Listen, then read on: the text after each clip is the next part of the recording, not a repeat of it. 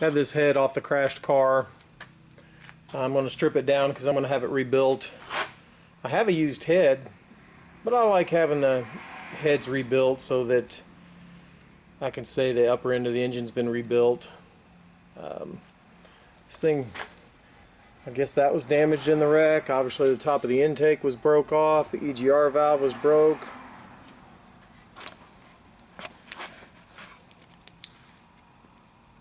Turbo looks good. No slop. Might be some spider cracking in the lifters. I guess we'll start the disassembly on this head by pulling the turbo off. This has a heat shield right here.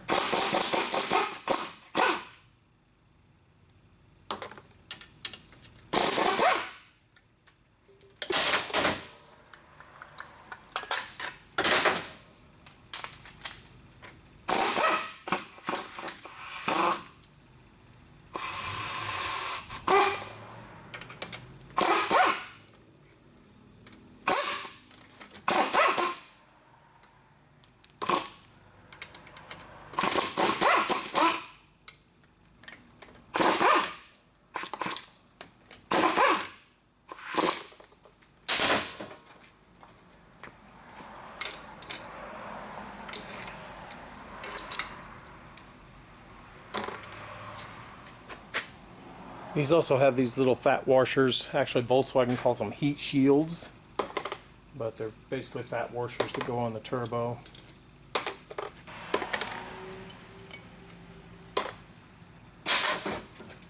And this thing on the bottom here is a guide for this heat shield to go into, like that. And this EGR tube needs to come off.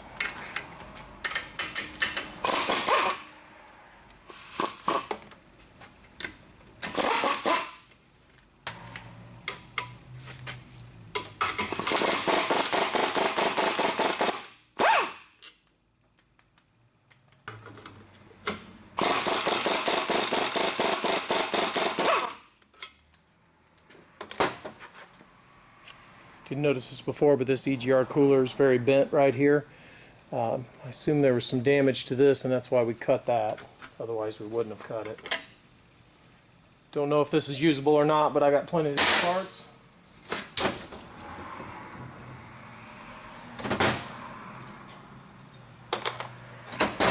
If I don't end up fixing it, I'll have a turbo for sale.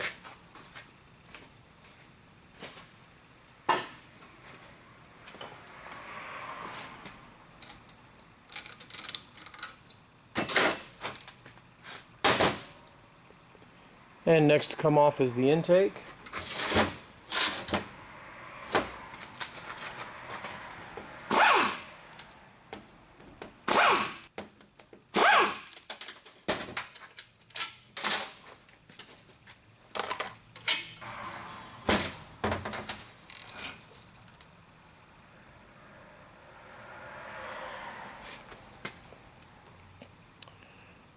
This is a 2-hole head gasket. We will measure piston projection, and I'll probably video that also, because we always order the head gasket based on what piston projection measures, not based on what it has on it. But it's almost always the same. Next to come off is the vacuum pump. These have this little bracket on it to hold a vacuum line, which I think is a ridiculous waste of money. That's what they did.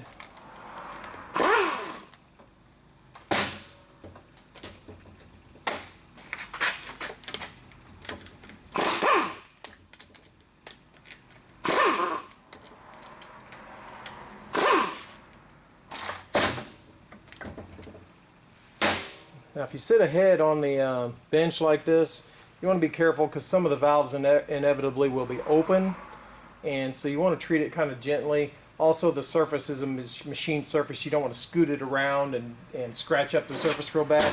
This one I know for sure will be getting resurfaced, so I'm a little bit less careful than I would be otherwise. Engine alignment dowel. This is how it aligns the engine to the head. And you don't want to leave that out. Obviously it probably should have been put back in the motor, but we'll put it back in the motor before we do anything else with it.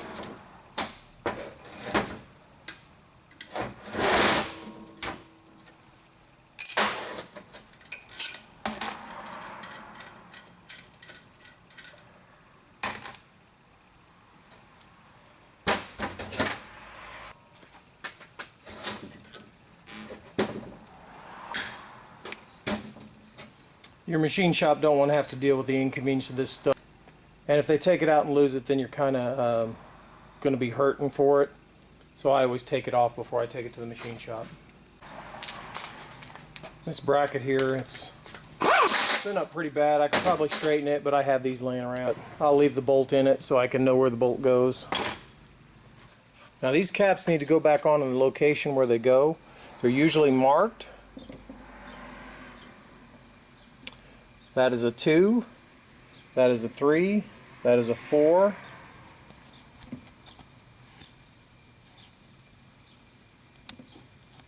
Almost can't read it.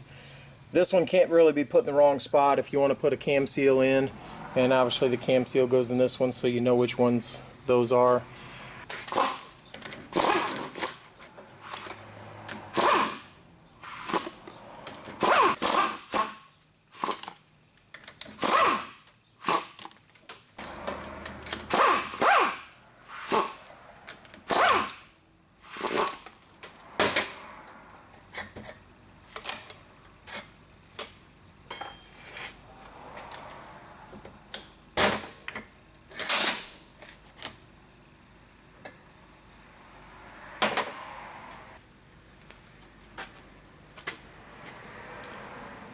And I wipe the lobes off these. I don't see any damage to it.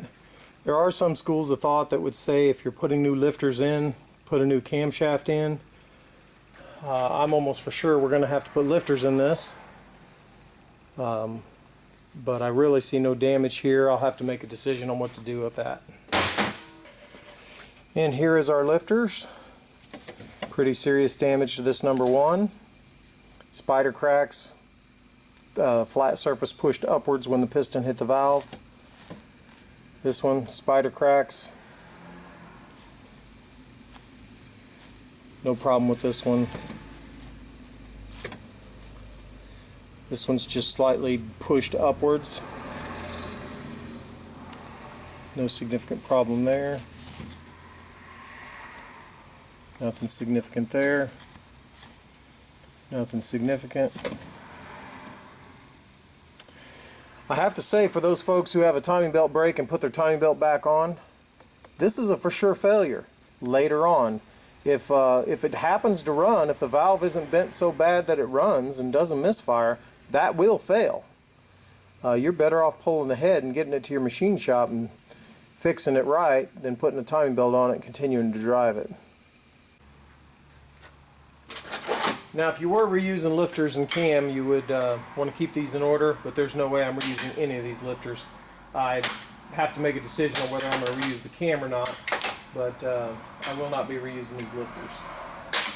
Whenever I'm taking apart an engine that I'm going to be reusing lifters, I put them in an egg carton to mark them to where they can go back in the same spot they came apart. Another thing you want to do when you're stripping an ALH head is take these little buttons out. These are pivot points for the injector hold down forks. They might fall out at your machine shop, and then once again you'd be in a hurt looking for one, trying to order one off eBay or hunting through the salvage yards. And last but not least, let's take the glow plugs out. If this were in the car, you'd want to blow this out and clean it to where nothing falls in the cylinders. This head's getting rebuilt, so there's no worries there. You do have to worry about these breaking sometimes, but it's been a very rare circumstance. It's been a very rare circumstance where they break when I'm working on them. So I do have the kit to fix them if they do break, but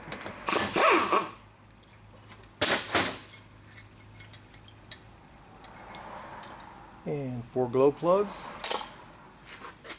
And this is how you strip a head in order to get it to your machine shop.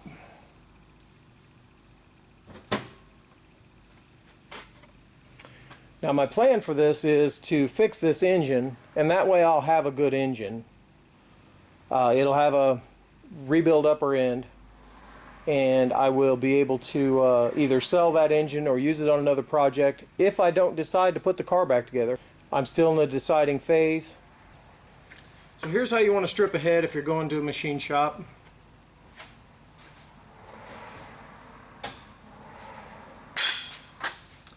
And what I'm doing with this engine is I'm going to have the machine shop do the upper end of it, and I will reassemble the engine, start it, make sure it's okay, replacing all those needed components that you saw are broken on it. And that way I can determine for sure if I have a good engine. If the engine's no good, it makes an easy decision to get rid of the car. But if the engine is good, then I have to make a decision on whether or not that car is worth putting back together, as I do have all the parts for it. And that's how I'm going to approach this. I'm simply going to reassemble this engine so I gain an engine. Most likely it'll be good. I don't see why it would be any different than 100 other timing belt brakes that I've fixed. And then after I have a running engine in the car, I can make a decision on whether I want to fix the car or not. It's kind of a fun project. I kind of like making videos about it. Let me know what you think, if I should fix it or not.